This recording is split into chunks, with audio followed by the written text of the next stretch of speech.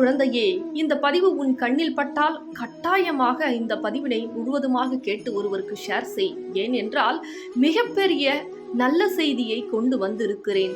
இந்த நல்ல செய்தி உன் வாழ்க்கையில் இருக்கக்கூடிய கஷ்டம், கவலை, துரோகம், எதிரிகள், சூழ்ச்சிகள் என செய்வினையில் இருந்து விடுபடச் செய்து நல்ல விஷயங்கள் உனக்கு நடக்க இருக்கிறது. என் அன்பு குழந்தையே, ஒவ்வொரு நேரமும் என் அன்பு குழந்தை இந்த நல்ல செய்திக்காக தான் காத்து கொண்டிருந்தது. அதனால்தான் உன் சாயப்பா இந்த நல்ல செய்தியை உன்னிடம் இப்பொழுது சொல்வதற்காக இப்பொழுது வந்திருக்கிறேன். என் அன்பு குழந்தையே, கண்ணீர் வடிக்காமல் கண்களை மூடி கவனமாக கேள். சில விஷயங்களை யோசித்து யோசித்து ஆழமாக அழுது கொண்டே இருக்கிறாய். அழாதே என் அன்பு குழந்தையே.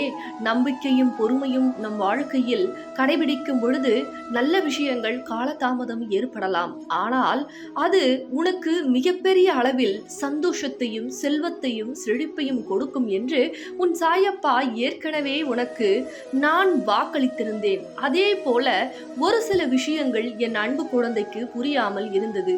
ஒவ்வொரு நேரமும் துரோகத்தையும் ஏமாற்றத்தையும் மட்டுமே என் அன்பு குழந்தை சந்தித்து கொண்டு வந்தது. ஆனால் நல்லவர்கள் யார், கெட்டவர்கள் யார், எதிரிகள் யார், சூழ்ச்சி செய்பவர்கள் யார் என்று என் அன்பு குழந்தைக்கு புரிய வைக்க வேண்டும் என்று முயற்சி செய்தேன். அதனால்தான் நீ பொறுமையாக இரு என் அன்பு குழந்தையே.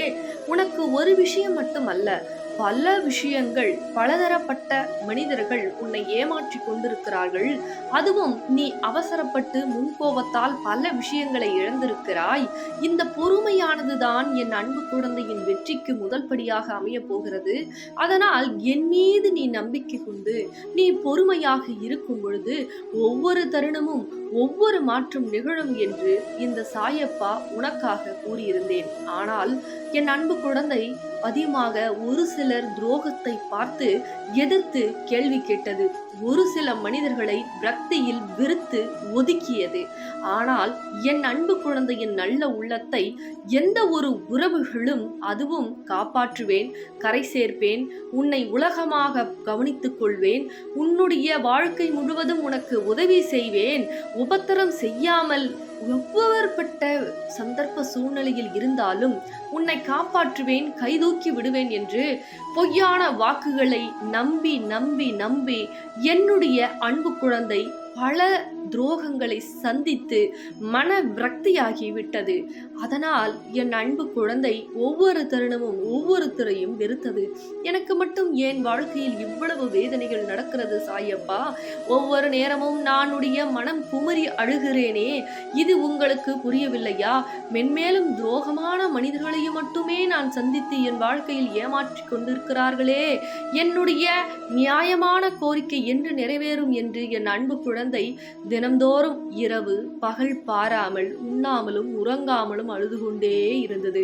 அதனால் அந்த நிமிடத்தில் நான் சொல்லினேன், என் அன்பு குழந்தையே, என்னுடைய வார்த்தைகளை கவனமாக கேட்டு நான் சொல்லும் முறையில் பொறுமையாக இருந்து நீ இந்த சாயப்பாவின் மீது முழு நம்பிக்கை கொண்டு பொறுமையாக இருந்தால் உனக்கு அனைத்திலும் வெற்றி வெற்றி வெற்றி என்று இந்த சாயப்பா உனக்காக சொல்லியிருந்தேன். ஆனால் என் அன்பு குழந்தை கோவப்பட்டது, விரக்தி அடைந்தது, அனைத்தையும் இப்பொழுது புரிந்து கொண்டது.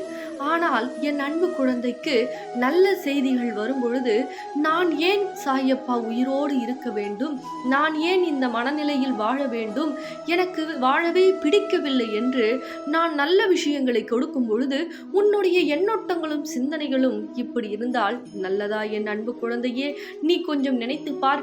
இதற்காக தானா உன் சாயப்பா உன்னை பல விஷயத்தில் இருந்து காப்பாற்றினேன், பல விஷயத்தில் இருந்து உன்னை போராட ஜெயிக்க வைத்தேன், பல நபரிடம் இருந்து உன்னை விலக்கியதற்கு காரணம் என்ன? உன்னுடைய நல்ல மனதிற்கும் நல்ல விஷயங்களுக்கும் நல்ல எண்ணோட்டத்திற்கும் நல்ல திறமைகள் உனக்கு இருக்கிறது.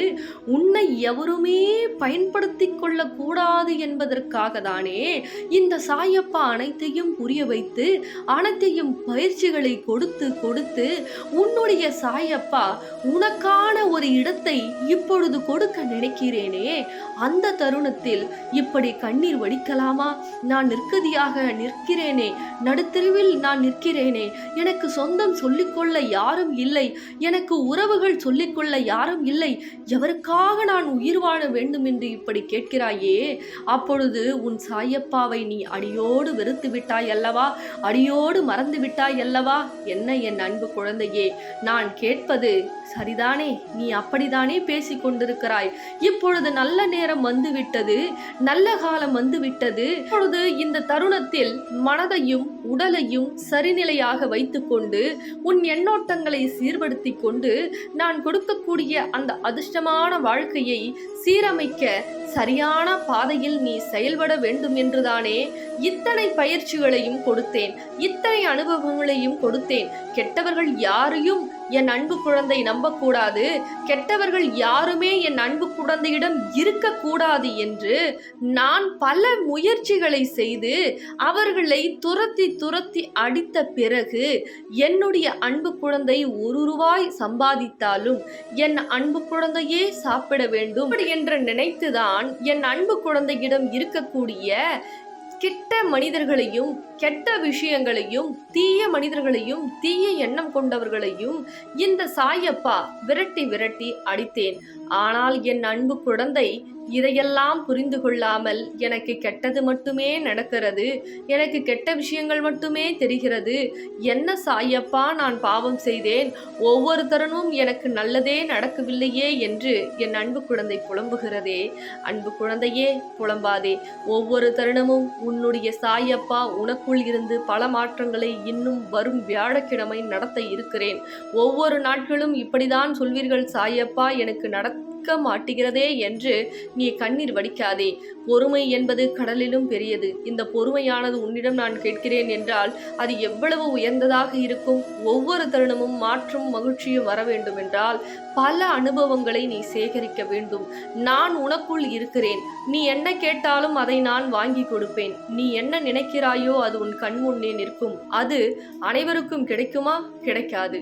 என்னுடைய பிடித்தமான அன்பு குழந்தை நீ நினைத்து கேட்டது ஆசைப்பட்டதும் அனைத்தும் உடனுக்குடன் கிடைக்கும். ஆனால் அதை பரிபாலிக்க வேண்டியது உன்னுடைய கடமை. அதற்கு திறமை யார் கொடுப்பது? உன் சாயப்பா குருவாக இருந்து, அன்னையாக இருந்து, தந்தையாக மாறி உனக்கு அனைத்து விஷயங்களையும் சொல்லிக் கொடுப்பது இந்த அப்பாவின் கடமை அல்லவா? நீ அனைத்து பயிற்சிகளையும் எடுத்து விட்டாய், அனைத்து விஷயங்களிலும் போராடி ஜெயித்து விட்டாய். இனிமேல் உன்னுடைய வாழ்க்கை வெற்றியாகவே மாறப்போகிறது, புன்னகையாக மாறப்போகிறது. ஒவ்வொரு தருணமும் சில எதிரிகளிடம் தோல்வி அடைந்து விட்டேனே, இவர்கள் கண் முன்னே கெட்டது நினைப்பவர்கள், கெட்ட விஷயங்களை செய்பவர்கள் எல்லாரும் முன்னாடியும் நான் தோல்வி அடைந்து விட்டேனே, இன்னும் எனக்கு எந்த முன்னேற்றமும் நடக்கவில்லையே என்று நீ கட்டாயமாக அழுதாய் அல்லவா?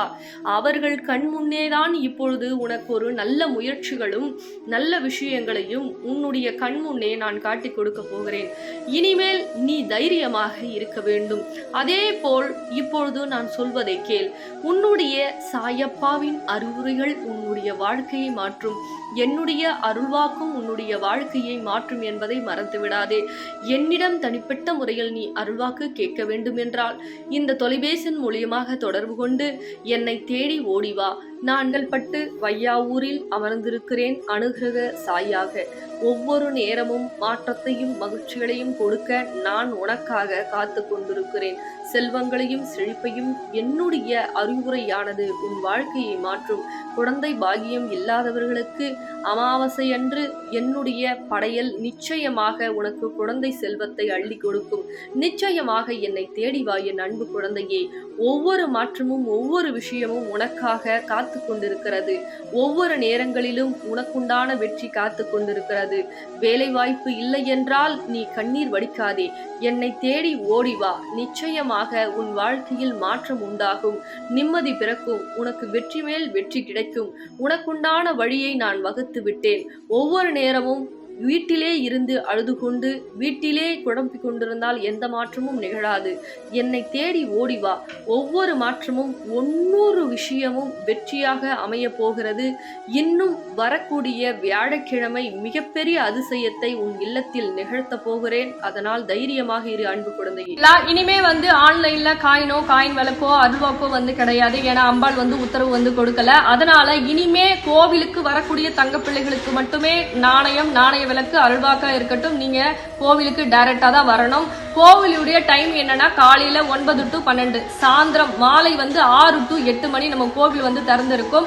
கோவிலுடைய லொகேஷன் வேணும்னா மட்டும் இந்த தொலைபேசி மூலியமா தொடர்பு கொண்டு நீங்க கோவில் எங்க இருக்கு அப்படின்னு தெரிஞ்சுக்கலாம். அதே போல பண பிரச்சனை, கடன் பிரச்சனை, உறவு பிரச்சனை, செய்வன பிரச்சனை, எந்த பிரச்சனையாக இருந்தாலும் அம்பாள் 12 நாட்கள்ல நடத்தி கொடுத்துட்டு தான் இருக்காங்க. நீங்க பல சாட்சிகளை பார்த்துட்டு தான் இருக்கீங்க.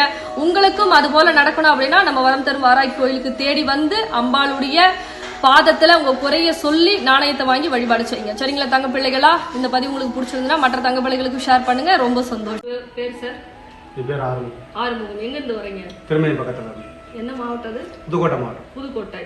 அம்பாள் நாணயம் வாங்கி எத்தனை நாள வேண்டுதல் நடத்தி கொடுத்தாங்க?